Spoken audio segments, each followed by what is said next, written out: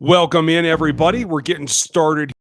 The Chiefs have made their third selection of the night, and so I figured we'd get started. Who knows if they're going to do something else, but wanted to get in here. And I want to let you guys know, as you watch this on replay or anything else, this is the first of the draft coverage for RGR, and we're brought to you by our old friends at Insurance Incorporated.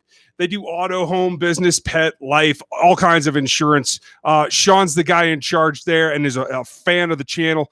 And they're sponsoring all the draft coverage I have from this point out until I do all the player reviews after the selections are done. So I hope that you guys are having fun. Check out Insurance Incorporated if you would. And, we're going to go and start basically as the draft went.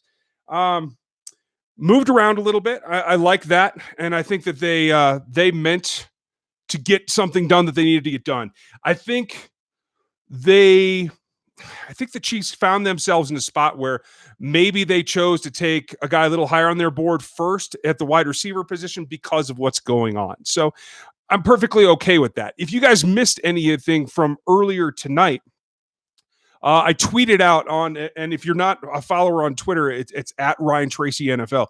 And I put out some of my metrics and I compared the wide receivers in particular to that are in the draft still, that we're starting day two, to what the Chiefs have.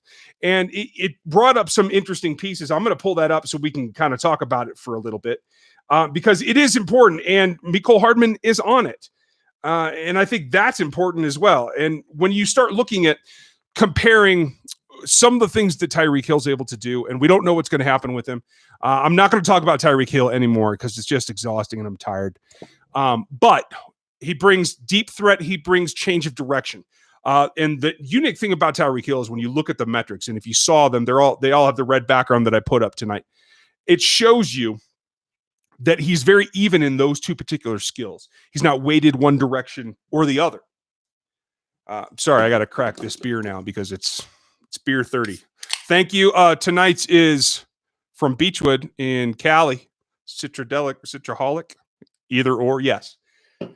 And so what Tyreek Hill's situation did made them have to take some insurance, and I like that. And I think they were probably planning on maybe in the third, maybe the second pick, but in getting Mecole Hardman, they got a guy, again, a Georgia guy, who has played West Coast offense, who understands some of the tenets of it, and I think is set in a good position to make the transition. I see a ton of you guys in there making comments, and I can't see them all. So just kind of slow down for a second, make sure that I can get to you all. I'm going to pop the chat out here for a second because there is a ton of you guys jumping in here early, and I like that. Saturday night, 200 people. Hey, tell your friends. Let's get everybody in here so we can have a great conversation. And we will go through it. So hold off on your questions just a little bit. Let me get through some of this. So what they did there is get a guy that is got the long speed. He's got good change of direction. He's not elite at it. There are a few guys in this draft that are higher than him, but he's certainly in the upper echelon. And I think that's great. I feel like he runs good routes, and he's a guy that's a little bit undersold. His quarterback in college was a little bit, he's got some issues. Playing with Pat Mahomes is going to make him that much more. So I feel like what you got was a deep threat who ran on par, deep range with, hang on, let me check. He's just two players under DK Metcalf. And DK got all that hype, and I see some of you bringing him up, so I want to touch on that. But Mecole Hardman can run. He's got speed, and he can change direction. He can do everything that he needs to do in Andy's offense, and I think that's really what this comes down to, is he's a much better fit than some of the bigger names. I still feel like Paris Campbell would have been a great pick too, but there's certain things that each player does that maybe you feel fits better to what you and your quarterback want to do, and I have no problem at all with the pick being Mecole Hardman over Paris, as much as I like Paris. So I'm very happy that they got somebody that they feel fits what they want to do. And I see some of you guys complaining about Hardman was projected in the 6th, not by me, not by anybody I know that actually watched his film and had a good take on him, because where did I have him? I had him at the bottom of the 3rd. So, hey, They took him higher than I thought he was going to have to go, but it's definitely a day 2 guy, not a 6th-round pick. So I don't undersell him there. I think you guys should be happy with that. And then coming back and addressing the elephant in the room. In Juan Thornhill, I think they got a guy that could play at the back of the defense. He could play some nickel corner. I think even lined up at linebacker for a significant amount of snaps. It's going to be interchangeable. He is going to be a guy that Tyrann Mathieu can help move along, but he's also a guy that they can interchange with. And so I think that makes them more multiple here. Cool Mars, thanks for the donation. I just saw that. Thank you. I think they're going to look at corner on day 3. I do believe that's going to be in the tenant. And we'll talk about Colin Saunders here in a second, but Juan Thornhill had a lot of hype. A lot of folks projecting him to get up into the first round. He's got athleticism. I want to say he's number 3 overall in the athletic matrix. No, I'm a total liar. He is the number 1 in the athletic matrix this season. He is number 2 in explosive range. So he's just a touch behind Savage. And that gives you can see that, we projected Adderley on the Locked On Network for our pick and didn't think that anybody was really going to go over him. But you saw what happened with Adderley. And I think what they found is Adderley's a player that they just didn't feel fit what they needed to do. And that's perfectly fine. I think Juan Thornhill does it. And it's going to take some coaching, but you're going to add to that you're going to have Lucas, you're going to have Armani Watts. That's a really nice crew. And I think that lets them go 3 safeties quite often and be comfortable with that. I think that gives them a lot of room to maneuver. So overall, you can say that he's not quite as well-known a name, and that's fair. But he is a guy that I think can do the job that they need him to do.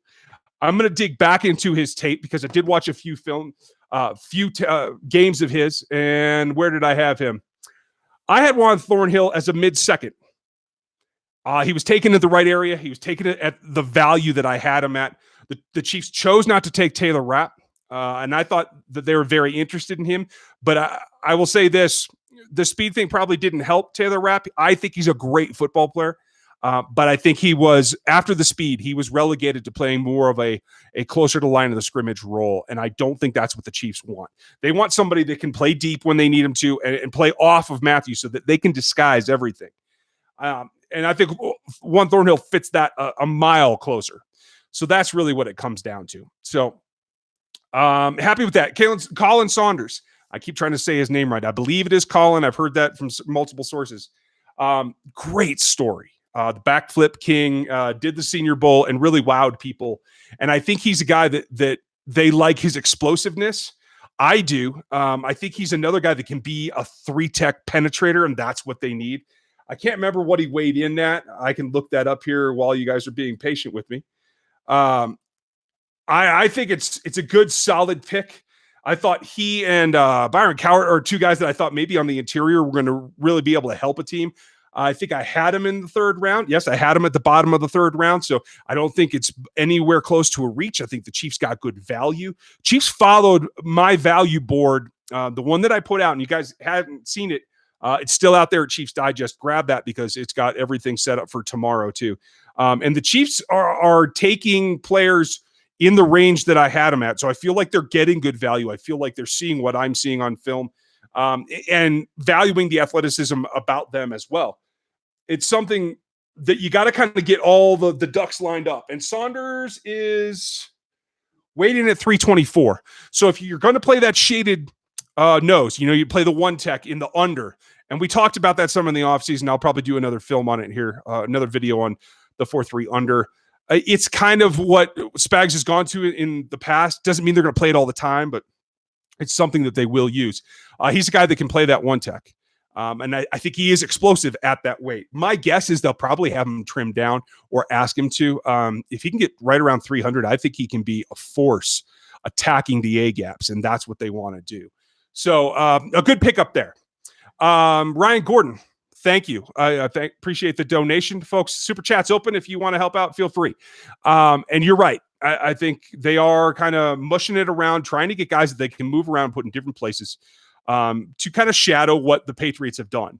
That's not unheard of, given that Daly's their D-line coach. So I think that's a solid plan. I think that works for them, and I think that will be good in the long run, because I think the one thing that we've seen over the last few years is that they couldn't disguise a thing. This changes all of that. So I'm happy for them in that regard. The third round is still winding up. The Chiefs have not traded back in as I'm watching live.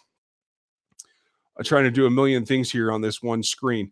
We are going to record the podcast here in a little bit after the third round concludes. And we will go over everything in depth. Chris, I believe Seth will be on tonight. We'll have Matt Derrick at some point, either today or tomorrow. So we're going to give you a bunch of angles on all of these guys. I think this gives you overall some spark, gives you a sense that they're making adjustments to what the Hill situation is, to what the safety situation is that we talked quite a bit about this offseason. And I think that's going to help them. So that said, I'm going to start from where we are. I see some questions. I kind of paused the chat. I'm going to run through the questions real quick. I want to remind you guys, check out Insurance Incorporated. They are our sponsor for the off season, and they've been really great to us. So check them out if you need anything insured. Question, Jerry Cole, like the last pick of Saunders, going to be a beast. Yep, the D-line is stacked. You're right. That wasn't a question. Sorry. Can Saunders start right away? I don't think so. I think they're going to go with Noddy because I think they know what Noddy is, and I think they like what he can do. I think Saunders is going to have to drop a little bit of pounds, but I think he's going to be heavy rotation because they still have Xavier Williams, and now they have Saunders, two bigger guys, 300-pounders that they can put in there and really buckle down against the run. And I think this is designed at helping against the run. So that's going to be a good thing. Will the Chiefs trade for Patrick Peterson or draft Julian Love if they can get into the fourth? I would love to see them get Love. He is a guy that I'm very high on him. I had Julian right about the 50th pick. So clearly they don't value him as much as I do. Nobody in the league does if he's still available. So that tells you something, but I think he's got a lot of promise. I think he can do all things, and I think he's versatile. He can play whatever you want, zone, man, press, off, bail, whatever you want. So I'm confident in him in that. Ryan Platt, should we get Justice Hill? Yeah, I think he's a good back. Fifth, I would probably wait till the sixth, but that's me. He's a running back. I generally would wait. Luke Kramer, explain pick 84. Okay, I went into Saunders some. I think that should be good. Next, Mighty 100K Vision. I like the name. When is our next pick and what position should it be? I don't believe they picked up anything in the fourth with that trade. I have to double check.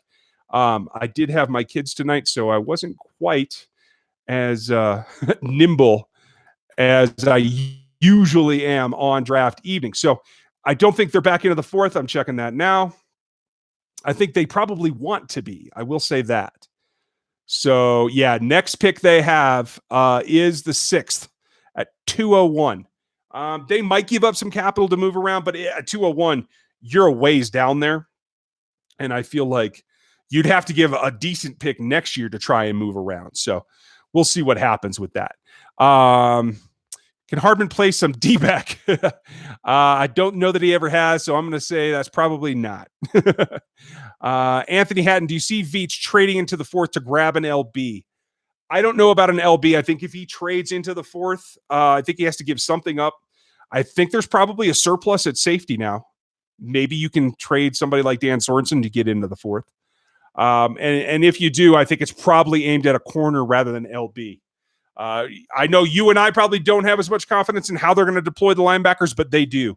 And I do feel like this system is going to be better for the linebackers they have. So I don't think that's going to be much of a goal for them. Can we still get Patrick Peterson? I don't think so. I think if you were going to get Pat Peterson, it was going to be for a second tonight. So I don't think that's going to go. I could be wrong. I'd be happy to be wrong, but Cool Mars, yes, he is going to like him.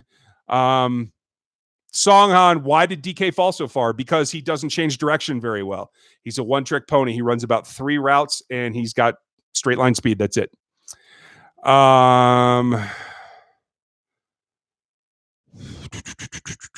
Nathan Altick, do the Chiefs have enough assets to get back into the draft? to get Love or Aurier. I don't know. I don't know if that's their goal or what. Okay, it looks like we're going to record with Seth here in a few. I'm just texting him back. Sorry, folks, for the delay. I'm going to do about 10 more minutes. That's what I'm telling him. Why no cornerback? Just simply, I think value-wise, I don't think they got what they wanted. I think on their board, the safety was higher, and I think definitely Mecole Hardman became a higher priority. Okay, Kel Dwan.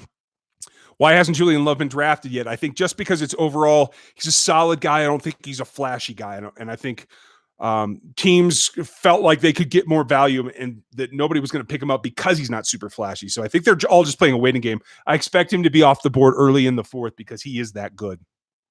I had him as a second round pick. So clearly I like him a lot more than teams do. Do you think Pringle could be a breakout player? Dylan Hale, I think he could. We just don't know. We got to see it. So, hey, we're just going to see what comes of it. Can we trade Xavier Williams for any kind of pick? Aaron Morrow, good question. I don't know that Xavier has a whole lot of value. We could see, but nah, I don't think that's in the cards. Milo, thanks for the donation. What round do you have the Salmon sisters going in? I don't know who that's referring to. So ask me again and give me a name that I might recognize. Thanks. Danilo, we got Hardman. Yes. Do you think that they can move Thornhill to corner? I don't know about corner.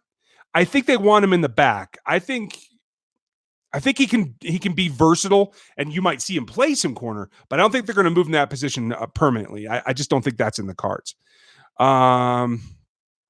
Thank you guys for the compliments. I appreciate that. Robbie Brewer in the 5th round pick. Should they draft Little Jordan Humphrey? No, Little Jordan Humphrey is a UDFA. He is not good enough to be drafted. Is Saunders more of a run stopper like Noddy or a pass rusher like Jones? Saunders can do a little bit of both. He even played out on the edge, but he played at such a low level. It's hard to tell what the competition equivalent is. So I expect him to be a 3-tech, and I expect him to try and penetrate. We're going to see where he comes in and how he stacks up against NFL competition. Daniel Riddick, thanks for your donation. Appreciate it. Big Test, do you think there are any quality CBs left in the 6th round? 6th round's a stretch, but Jimmy Moreland's a guy that might be back there. He played at James Madison. He's a small school guy. Beat everybody up at the Senior Bowl, and I like what he has to offer. Makes a lot of plays on the ball. He might be a 4th or 5th, though. I hope he makes it to the 6th. I think that's a solid pickup there. Ken Wood, hey, thanks for your donation. Appreciate it. Best day 3 linebacker candidate for Sam, specifically. Great specific question. Thank you. Let me look at my board here real quick. I don't know. Did Okereke go? Okereke can play a Sam. I'll tell you that right now. I like him in that role. Taki could.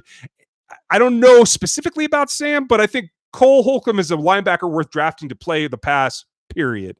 I don't care where you line him up. He's an athlete. And Cody Barton's a guy that could do that as well. Ken, thanks for your question. That was great. Deldrick Smith. Yeah, I think that's probably it. They're probably looking at an insurance policy for what they have to do with Tyreek Hill. Horde Knight. Of course, John Dorsey took Greedy. Yeah, well, we'll see if he tackles anybody. John Dorsey takes chances, and that's what you see them still dealing with to this day because of John Dorsey. Why don't we grab Chauncey Gardner-Johnson? Is he still available? I'm not sure if he is. I have to go back. Like I said, I was offline for a bit tonight, so I'll have to double check that. I will try and do that for the podcast. How's that? I can try actually and filter here, though. Hold on real quick and let me see. I'm guessing Chauncey's gone because I thought I heard his name. Yes, I do believe. Hasn't been updated, but okay. Yeah. Moving on. Dr. Sanitary 43, thank you for your donation. Frank Clark trade happen if Hill stuff came prior? I don't know. That's a very good question. It definitely put him at a disadvantage not having the number 1 pick. I was saying that I thought 2-2s was a better deal. I thought that was good value, but they clearly feel that he's an elite player on the verge of becoming a monster. So I don't know if they were going to push that hard to keep it in the second round. I wish they had. I wish they had that 29 to play with tonight, because they could have moved back. They could have picked a wide receiver there, or they could have moved back into the early 30s and picked up another third or fourth and been in a lot better shape. But that's how it rolls. So, you got to do what you can do when you can. Let's see here. Jerry Cole, no, there's no O-line yet. I'm guessing they're going to address that. Okay. And the boys are ready. We are going to do the Locked On Chiefs podcast. I want to make sure anybody else that donated gets their question answered, though. I appreciate it. And you guys, I'm going to do another one tomorrow. We'll have a post-draft tomorrow. I got a gig tomorrow night, so maybe we'll call that Sunday, and we'll just go through everything. I'll do a good hour or whatever. So hold those for a little bit. Con Emerson, who would you like to draft in the 6th and 7th picks? Holcomb's good. I like one of the corners. I like Jordan Miller a little bit too. He's not quite the athlete. I don't know. Jamel Dean might be there late tomorrow. Jimmy Moreland, like I said earlier. Let's see. Did Foster Moreau go? I like him. Maybe a tight end there on the backside of 6 and see what that comes out at. Good question. Thank you guys for hanging in. I appreciate it. For all of you, I didn't get to your questions. I will get them to them tomorrow. Please spread the word. I appreciate 500 people on here. You guys are doing great. Get that word out. One more donation to talk about. J.M. Werrell. I remember last night's podcast you saying they should get Hardman. Do you think he could take D-Rob's time? Yeah, I think he's going to push him. We're going to see what happens. He could become a starter pretty quick too. So let's see here. I like what you guys are doing. All right. I hope I got most of your questions. Thompson went at 66. Okay. Thank you. I'm going to catch up on that. We're going to go record the podcast look to that to be on the podcast feeds. It'll be on YouTube here soon. It'll be posted tonight as soon as I can possibly get it. I hope by midnight. We'll see. Yeah. I appreciate you guys hanging out. I know it's late and whatever, and it's Saturday night and everybody's excited. So appreciate all your time. I'll be back over the weekend. Hit the podcast. Thank you, everybody who donated tonight, and enjoy the fact you got some new players on this roster. Have a good night. I'll talk to you later.